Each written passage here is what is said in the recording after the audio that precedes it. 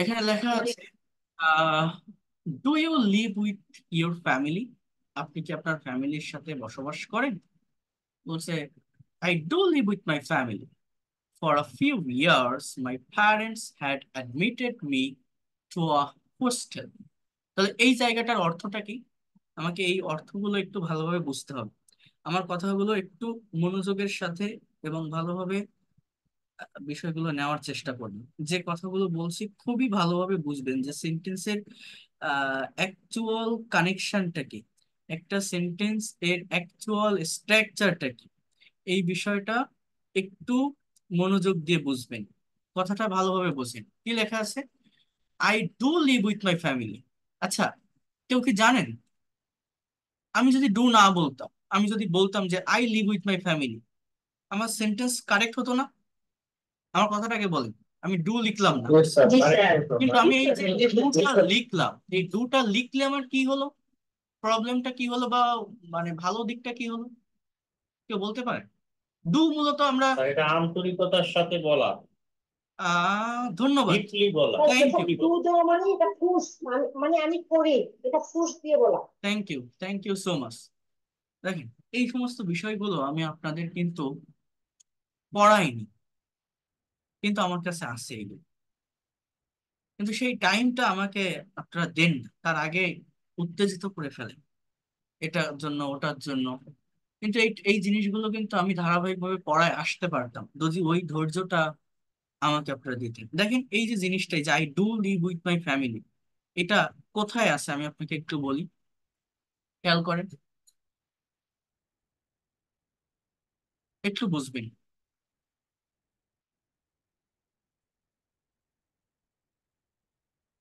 দেখেন, এখানে একটা স্ট্রাকচার দেওয়া আছে, সাবজেক্ট প্লাস ডু প্লাস, আচ্ছা এটা না, এটা subject plus do plus verb plus object বা এক্সটেনশন। এই স্ট্রাকচারটার কাজ কি একটু ভালোভাবে বোঝেন, খুবই মনোযোগ দিয়ে বোঝার ট্রাই করবেন। এই কাঠামোটি দ্বারা কোনো কাজকে অতিমাত্রায় জোর, চাপ, আবেগ, দরদ বা নিশ্চয়তা দিয়ে বলার জন্য ব্যবহৃত হয়। For example, I love you, আমি তোমাকে ভালোবাসি। সাবজেক্ট আই, লাভ শব্দটা ভার্ব, অবজেক্ট হচ্ছে ইউ। আপনি যদি বলেন আই ডু লাভ ইউ, আমরা ডু কোথায় বসাই? নেগেটিভ বা ইন্টারোগেটিভে বসাই, কিন্তু যে ডু ইউ লাভ মি আর আই ডোন্ট লাভ ইউ এরকম। বাট অ্যাফার্মেটিভ সেন্টেন্স বা মেইন সেন্টেন্সে আমরা ডু কোথায় বসিয়ে থাকি? যখন কোনো কথা অনেক বেশি আন্তরিকতার সাথে বলা হয়, অনেক বেশি কিসে, আবেগ দিয়ে বলা হয়। এছাড়া আরেকটা বিষয় কি লেখা আছে এখানে, যখন কোনো কথা, বোঝার ট্রাই করেন, চাপ প্রয়োগ করে, অতিমাত্রায় জোর প্রয়োগ করে, দরদ বা নিশ্চয়তা দিয়ে বলার জন্য ব্যবহৃত হয়, তখন I do plus verb one, অর্থাৎ আই ডু লাভ ইউ। আমি তো তোমাকেই ভালোবাসি, আমি অবশ্যই তোমাকে ভালোবাসি, আমি নিশ্চয়ই তোমাকে ভালোবাসি, আমি সত্যিই তোমাকে ভালোবাসি, আমি তোমাকে ভালোবাসি তো। He does look tired, does, he এর পরে ডাজ বসে, অর্থাৎ he look tired, looks tired, অর্থ কি? তাকে তো ক্লান্ত দেখায়। হি ডাজ লুক টায়ার্ড, তাকে তো ক্লান্ত দেখাচ্ছে, মানে তাকে ক্লান্ত দেখাচ্ছে তো, সে তো ক্লান্ত।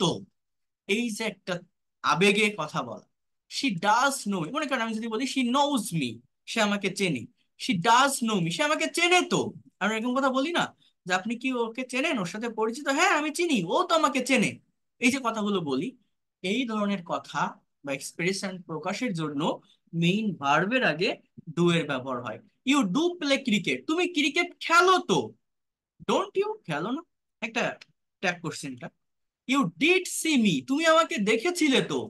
ইউ ডু লুক গ্লোমি, তোমাকে তো একটু অন্ধকারাচ্ছন্ন দেখাচ্ছে।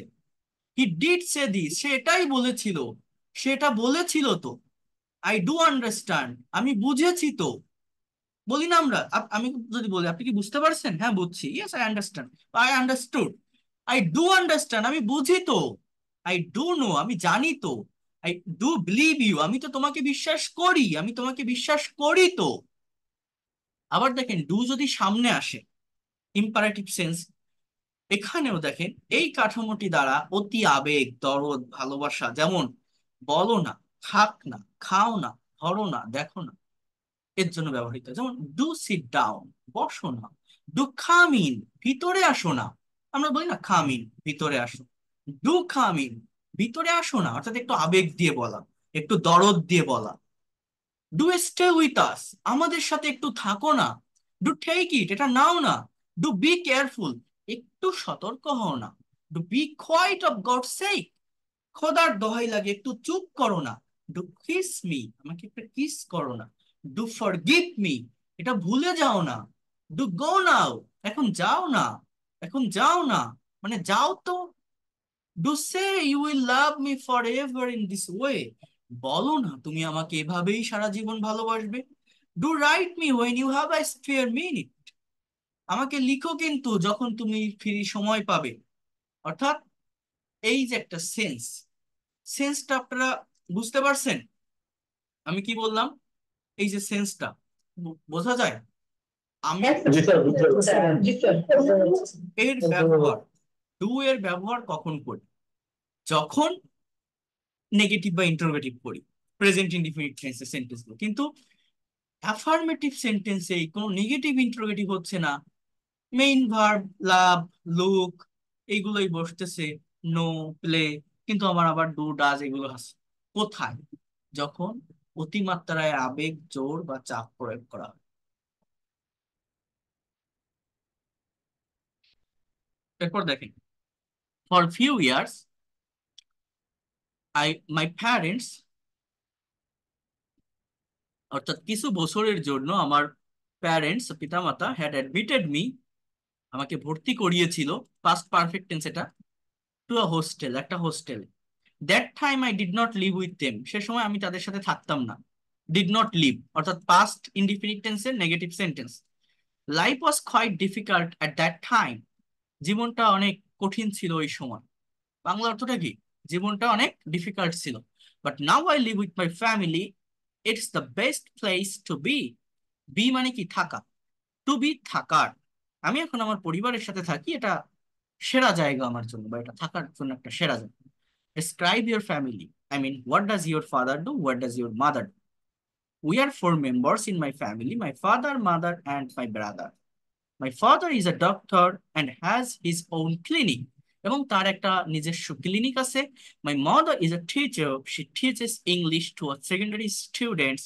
My brother is studying in the third year of college. I'm working as a marketing executive. So here you can see the description of your family. In this way, you can describe about your family. I mean, what do your family members usually do? In your family, whom do you like the most and why? অর্থাৎ আপনার পরিবারে আপনি কাকে সবচেয়ে বেশি ভালোবাসেন, or admire most, অর্থাৎ কাকে বেশি সম্মান করেন, শ্রদ্ধা করেন, or inspired by most, অর্থাৎ কার থেকে আপনি বেশি অনুপ্রাণিত আপনার পরিবারে, কে আপনার ইন্সপিরেশন আপনার পরিবারে, এটা আপনাকে ডেসক্রাইব করতে হবে।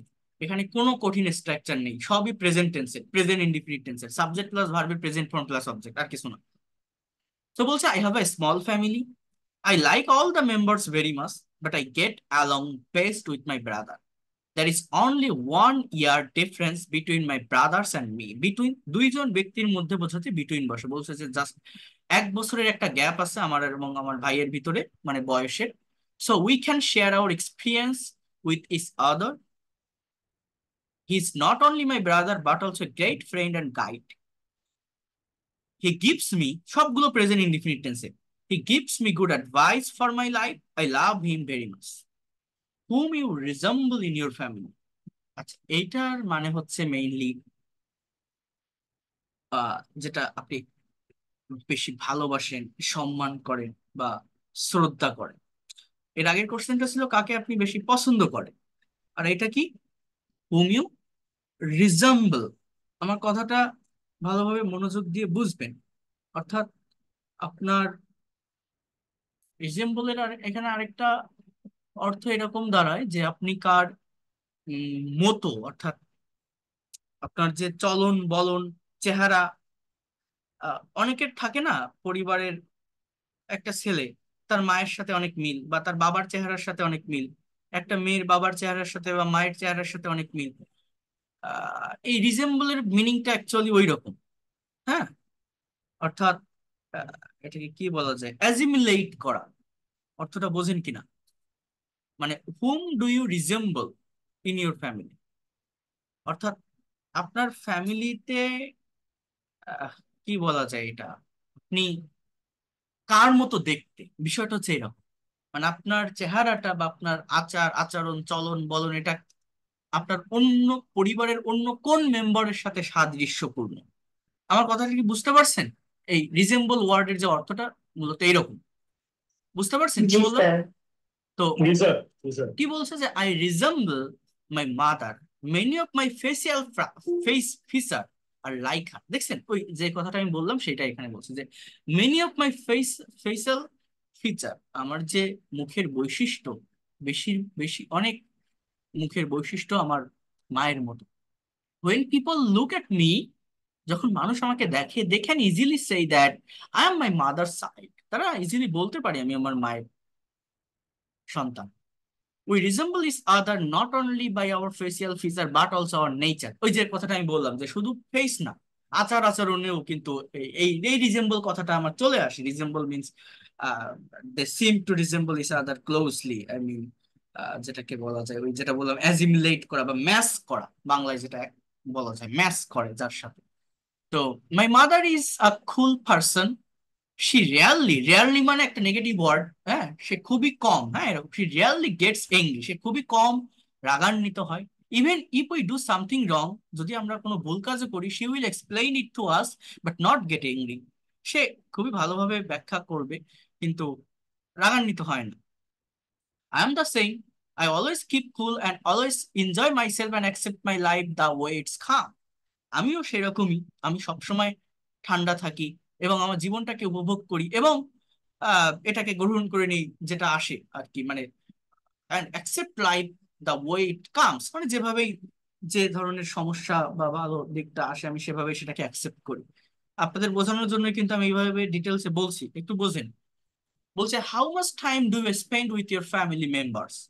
I'm a working person, so it is difficult to spend a lot of time with my family.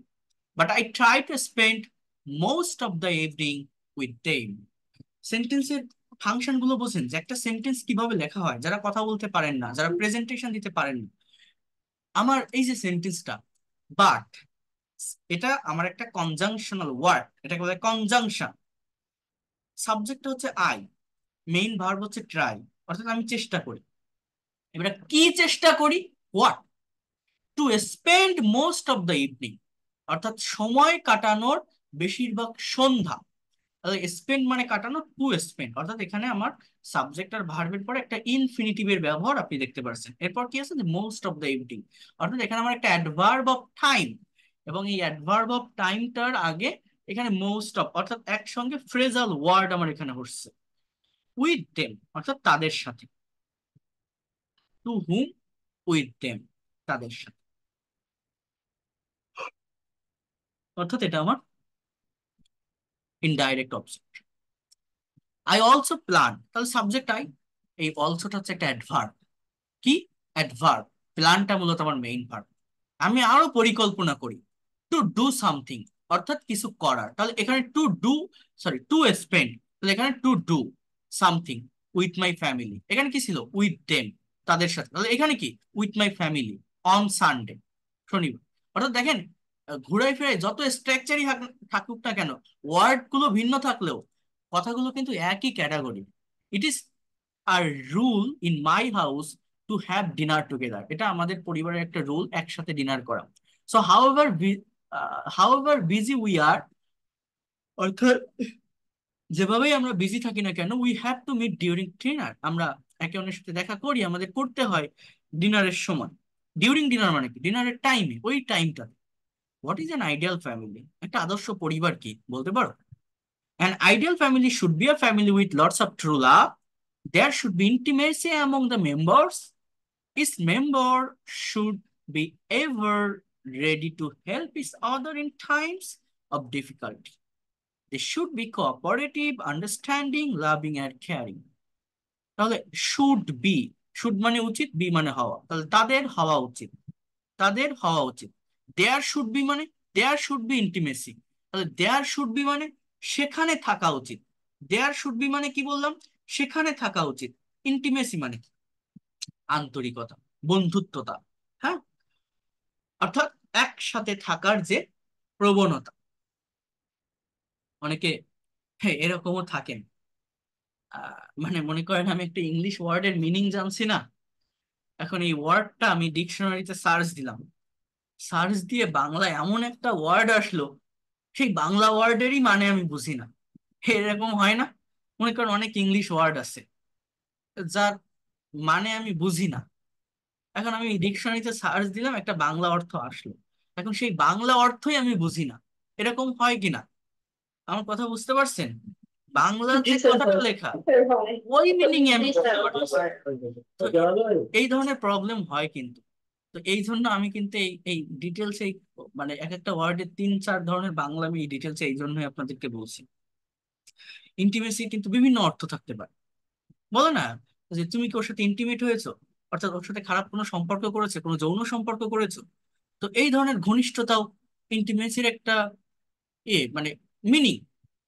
আবার অন্তরঙ্গতা, আবার কারোর সঙ্গে খাতির করা, অর্থাৎ কর্ডিয়াল রেসপেক্ট, রেসপেক্ট যেটাকে বলা হয়, আন্তরিকভাবে শ্রদ্ধা করা, এটাও ইন্টিমেসি এর মানে হতে পারে। তো এই জন্য বলছি এই মিনিং গুলোকে কিন্তু আমার থিমের সঙ্গে অ্যাডজাস্ট করতে হবে, অর্থাৎ প্যাসেজটা আমার কিভাবে বলছে, কথাগুলো কিভাবে বলছে। তো এরপর কই গেল, ও what is difference between the family in past and now, অর্থাৎ আগেরকার পরিবারের সাথে বর্তমান পরিবারগুলোর পার্থক্যটা কি, এটা এখানে বলছে। বলছে in the past people use to live in a joint family, বলছে আগে মানুষ জয়েন্ট ফ্যামিলিতে বসবাস করতো, the relation was full of love and caring, but today families prefer to live as nuclear families. Today people are very materialistic, materialistic মানে খুবই বস্তুবাদী। এই যে বস্তুবাদী কথাটা বললাম, ম্যাটেরিয়ালিস্টিক মানে কিন্তু বস্তুবাদী। এখানে আপনারা অনেকেই আছেন যারা এর মিনিংটাই বুঝবেন না আসলে, মানে বাংলাটারই মানে আমি বুঝি না, এই বস্তুবাদীটা মানে কি, আমার কথাটা কি বুঝতে পারছেন? মনে করেন আমি এই যে ওয়ার্ডটা দেখলাম, দেখে আমি কি বলছি, কোথায় গেছে আপনার এটা? দেখে আমি কি বলছি যে ম্যাটেরিয়ালিস্টিক মানে বস্তুবাদী, আমি তো জানি এটা বস্তুবাদী, আমি ইংলিশ ল্যাঙ্গুয়েজ লিটারেচার থেকে গ্রাজুয়েশন করে আসছি, এখানে এই ম্যাটেরিয়ালিস্টিক, ইন্টিমেসি এগুলো প্রচুর থাকে এই ধরনের ওয়ার্ড গুলো। এখন আমি এই যে আপনাকে বললাম যে ম্যাটেরিয়ালিস্টিক মানে বস্তুবাদী, এখন এইটার মানে অনেকেই জানেন না। এরকম আছে না? আমার আমার কথাটা বুঝতে পারছেন আমি কি বলছি? জি স্যার। হ্যাঁ, যে মানে বস্তুবাদী মানে মানে জড়বাদী মানে we are living in highly materialistic society in this present world, অর্থাৎ আপনারা এই প্লেটো বা সক্রেটিসের যে দর্শন, ফিলোসফি, এটা পড়ছেন কিনা? ওয়েস্টার্ন সিভিলাইজেশন যে ইয়েগুলো, যে তাদের যে থট গুলো, এই জায়গাটাতে কিন্তু এই যে ন্যাচারালিস্টিক, ম্যাটেরিয়ালিস্টিক, এই এই বিষয়গুলো অনেক সুন্দরভাবে ডিসক্রাইব করা। তো আহ, এই জিনিসগুলোই অনেকে বুঝতে পারে না। আসলে বস্তুবাদী বলছে, তুমি মানেটা কি, মানে এই বাংলাটারই মানে আমি জানি না। এখন এই যে একজন বললো যে বাস্তববাদী, এখন বাস্তববাদী এই কথাটা কি সঠিক? ম্যাটেরিয়ালিস্টিক এর মানে কেউ বলতে পারেন আমাকে, কেউ ব্যাখ্যা করতে পারেন যে ম্যাটেরিয়ালিস্টিক মানে বস্তুবাদী বা জড়বাদী মানে জিনিসটা কি? বা এইখানে যে সেন্টেন্সটাতে যে জিনিসটা বোঝাতে চাচ্ছে যে কি যে today people are very materialistic, মানে কি জিনিসটা কি বোঝাতে চাচ্ছে? এটা হচ্ছে যে তার বাস্তববাদী বোঝানো হতো, যেখানে শুধু মানুষ তার নিজেরটাই বুঝে, মানে পার্থিব জগতের বিষয়টাকে থ্যাংক ইউ, যেখানে মানুষ নিজেরটাই বোঝে, পার্থিব পার্থিব জগৎটাকে বোঝে না, যেখানে মানুষ, মেইন কথা কি জানেন? মেইন কথা হচ্ছে আমি রিলিজিয়াস বিশ্বাস করি, আমি মনে করি আল্লাহ আছেন, আমি মনে করি জান্নাত জাহান্নাম আছে। আমি মনে করি আমি যদি এই যুগে পাপ করি তাহলে আমার পরজন্মে মানে আমার বেহেশতে আমার জায়গা হবে না, আমার জাহান্নামে জায়গা হবে। আমি ভালো কাজ করলে বেহেশতে যেতে পারবো। এই যে ধারণা, এই যে চিন্তা চেতনা এক ক্যাটাগরির মানুষের থাকে। পৃথিবীতে প্রায় 150 কোটির মতো মানুষ আছে যারা নাস্তিক। তারা তো এই ধারণাগুলো পোষণ করে না, করে করেন। তাহলে তারাই ম্যাটেরিয়ালিস্ট, অর্থাৎ যারা লজিকে বিশ্বাস করে, যারা বাস্তব প্রমাণে বিশ্বাস করে, যারা এই কথাগুলোতে বিশ্বাস করেন, যাদের সৃষ্টিকর্তার উপর ভরসা নেই, যারা মনে করে না যে সৃষ্টিকর্তা আছে। কারণ আপনাকে যদি কেউ বলে যে সৃষ্টিকর্তা আছে, দেখাই দাও, সে কি করতে পারে, সে কে, আপনি পারবেন না, তাহলে তারা সেটা বিশ্বাস করে না, করবে না। So that is called on kinds of materialistic. But আমি সেটাই বিশ্বাস করি, কিন্তু আরেকজন বিশ্বাস করে না। একজনের মন মাইন্ড এক এক রকম হতে পারে। আমার কথা বুঝতে পারছেন? সো এই ধরনের পার্সপেক্টিভ জি স্যার। বা এই ধরনের সেন্স থেকে কোটি কোটি মানুষ ম্যাটেরিয়ালিস্টিক পৃথিবীতে রাইট নাও। সো এই ধরনের জায়গাগুলো বা এই এই ধরনের মিনিং গুলো কিন্তু এখানে মূলত বোঝানোর চেষ্টা করে, বা এই কাছাকাছি মিনিং এখানে আসে।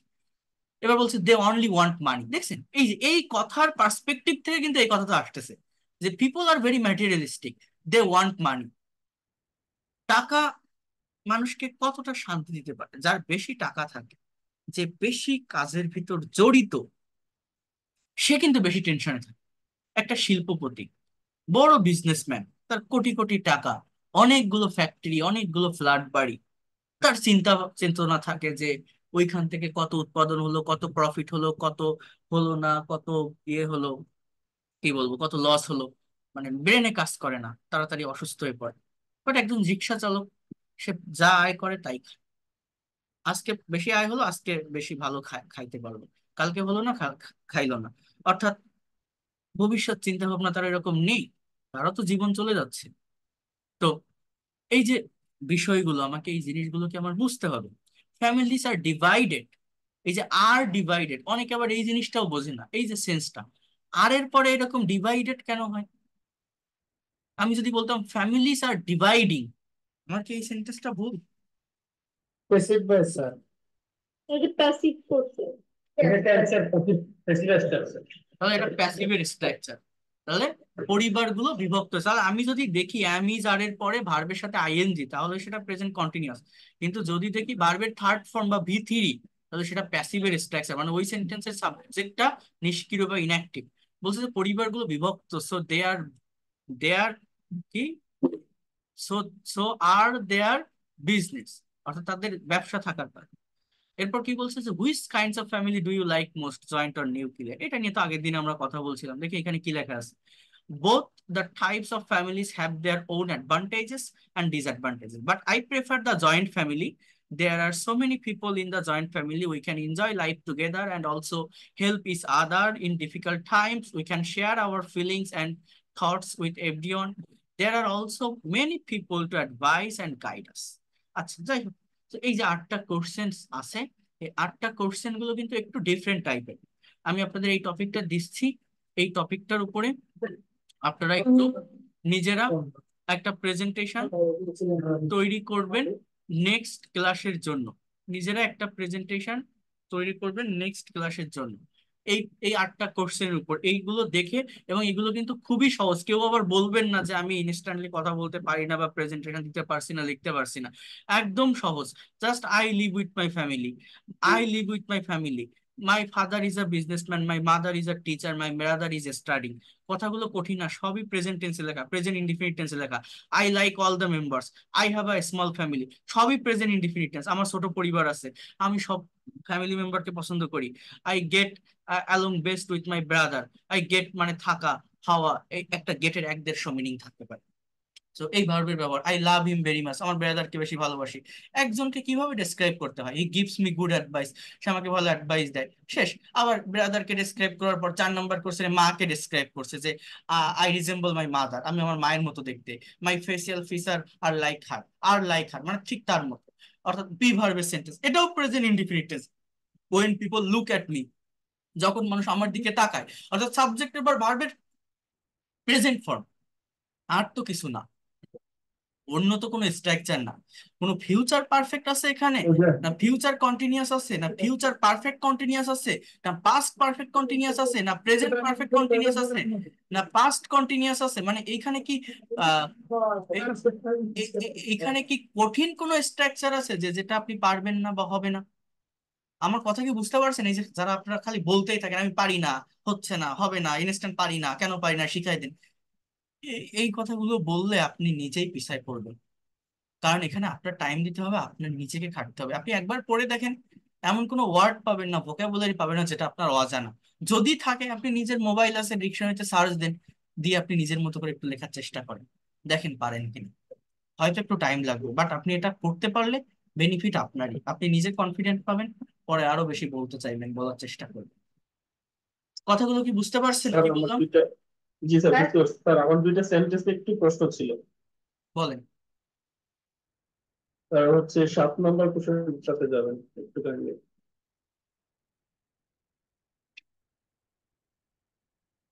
সো আর দেয়ার বিজনেস, কি স্যার হচ্ছে এই, এটা কি প্রশ্নবোধক সেন্টেন্স? আরটা যে আগে আসলো, কি এরকম হইতে পারে আর বিজনেস? কোথায় আমি খুঁজে পাচ্ছি না।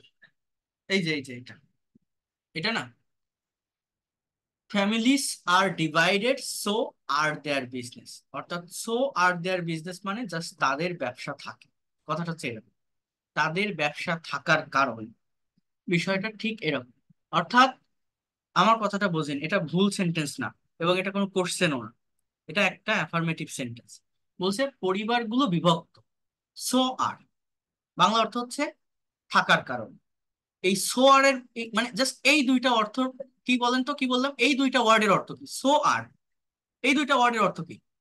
থাকার কারণে, আর কিছু না। আবার এটা কোনো মেইন ভার্ব না। আর সো আর এবার কি স্যার আমার থাকে? নেটওয়ার্ক চলে গেছিল দেয়ার স্যার, বিজনেস। দুঃখিত আমার নেটওয়ার্কটা চলে গেছিল, একটু যদি আবার বলতে থাকেন। কি বললাম? এই সেন্টেন্সের সাবজেক্ট তো ফ্যামিলিস, সাবজেক্ট কি? ফ্যামিলিস, ভার্ব কি? আর ডিভাইডেড। এটা আমার মেইন সাবজেক্ট এবং ভার্ব, ঠিক আছে? এটা আমার কি? মেইন সাবজেক্ট এবং মেইন ভার্ব। আমার কথাটা বোঝেন। এই সো শব্দটা কি বলতে পারেন, মানে as a part of speech এটাকে আপনি কিসে নিবেন? জাস্ট এই ওয়ার্ডটাকে আমি আলাদা করেই বলি, তো বলতে পারেন। এখানে কনজাংশন। আচ্ছা ঠিক আছে, কনজাংশন। তাহলে কনজাংশনের পর আমার আরেকটা ক্লজ হওয়ার কথা, আরেকটা জি, কি হওয়ার কথা? ক্লজ হওয়ার কথা। ক্লোজ। ক্লজ মানে কি? আলাদা সাবজেক্ট, আলাদা ভার্ব, আলাদা ভার্ব। আলাদা সাবজেক্ট, আলাদা ভার্ব। তাহলে ফ্যামিলিজ আর ডিভাইডেড, এইটুকু তো একটা সেন্টেন্স বা একটা ক্লজ নাকি? জি। পরিবারগুলো বিভক্ত, এবং কি বলছে যে সো আর দেয়ার বিজনেস, এবং তাদের ব্যবসা আছে, তাদের ব্যবসা আছে। অর্থাৎ এখানে আপনি বলছেন যে আর আগে আসলো কেন? এই দেয়ার, দেয়ার বিজনেস এটা মূলত অবজেক্ট, এবং আর আগে না, এটা আমার একটা মেইন ভার্ব আলাদা সেন্টেন্সের, সরি এই আরটা। এবং এইখানে এটা আপনি বুঝতে পারছেন, এর মেইন কারণ হচ্ছে এই জায়গাটাতেও যদি আমার এই ফ্যামিলিস কথাটা আসতো, তাহলে আপনি বুঝতে পারছেন যে family are divided and so, আচ্ছা সোটা এই পাশে আসবে, so family are their business মানে ফ্যামিলিস আর দেয়ার বিজনেস মানে পরিবারের ব্যবসা থাকে। পরিবারগুলোর আর মানে কি? থাকা, ব্যবসা থাকে, কি থাকে? তাদের ব্যবসা থাকে। অর্থাৎ এই ফ্যামিলিস দুই জায়গায় নেই কেন? দুইটা আলাদা ক্লজ, কোঅর্ডিনেট কনজাংশন এর ক্লজ দুটো যদি একই সাবজেক্ট হয় তাহলে দ্বিতীয়বার আর সাবজেক্ট লেখার প্রয়োজন হয় না। যেমন he is brilliant and meritorious, and কি বলতে পারি, he is poor and brilliant, সে গরিব এবং মেধাবী। ওইখানে আর দেওয়া লাগে না he is poor and he is brilliant. অর্থাৎ একই সাবজেক্ট যদি থাকে দুইটা ক্লজে, পরের ক্লজে আর সাবজেক্ট লেখা লাগে না। আমার কথা কি বুঝতে পারছেন? All clear. জি স্যার, এখানে জি স্যার, অল ক্লিয়ার। আমার এটা কোনো কোশ্চেন না, আমার এই ফ্যামিলিটা এখানে থাকে না। কারণ এই প্রথমেই, সেম একটা সেন্টেন্স আছে উপরে স্যার, 2 নম্বর না 3 নম্বরে, সেম একটা সেন্টেন্স বিজনেস নিয়ে। তো এইগুলো মাই আপনারা, ফাদার। হ্যাঁ, এই যে এই সেন্টেন্সটা, যে my father is a doctor and has his right. Own clinic, অর্থাৎ হি হ্যাজ ওন ক্লিনিক, অর্থাৎ তার নিজের ইয়ে আছে, মানে কার, ওই আমার বাবার আর নিজের মাই ফাদার, ক্লিনিক আছে। হ্যাঁ, এই এই জন্য যে হিটার বসে একই নাই। সাবজেক্ট গুলো এটাতে এরকম আর কি। এই তো বুঝতে পারছি, এই যে যারা এই সেন্টেন্স গুলো অ্যানালাইসিস করতে পারে, যারা এগুলো ধরতে পারে, তারা গেইন করবে, আপনারা অবশ্যই পারবেন এবং অনেক ভালো করতে পারবেন, ডেভেলপ করতে পারবেন অনেক ভালোভাবে। ঠিক আছে, এইগুলোই করতে হয়, এই যেগুলো করছেন এইগুলোই করতে হয়, এবং চেষ্টা করবেন এইভাবে একটু জিনিসগুলো প্র্যাকটিস করার। ঠিক আছে, আমি দিয়ে দিলাম এই টপিকটার উপর নেক্সট ক্লাসে প্রেজেন্টেশন দিবেন, এবং এই অ্যাঙ্গেলে আমরা আরেকটা টপিকের উপর ইনস্ট্যান্ট প্রেজেন্টেশন নেক্সট ক্লাসে আমি নিব, বাট তার আগে এটার উপরে আপনারা একটু সবাই করবেন। ক্লাসগুলো PDF দিয়ে দেন। হ্যাঁ, আমি রেকর্ড পাঠিয়ে দিচ্ছি, রেকর্ড পাঠিয়ে দিচ্ছি।